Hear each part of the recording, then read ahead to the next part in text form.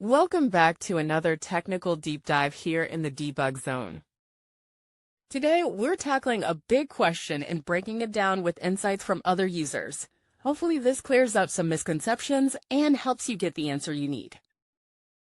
So buckle up, stay a little curious, and let's jump right in.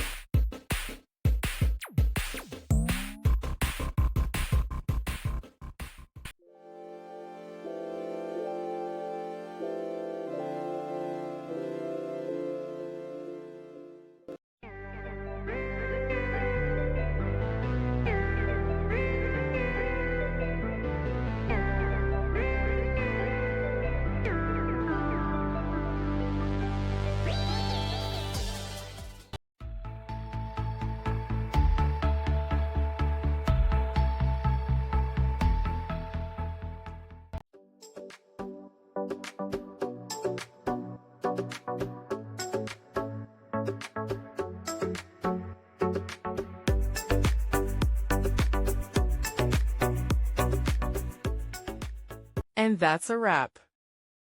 I hope you found the answer you were looking for. If you did, take a second to hit that subscribe button. It really helps out.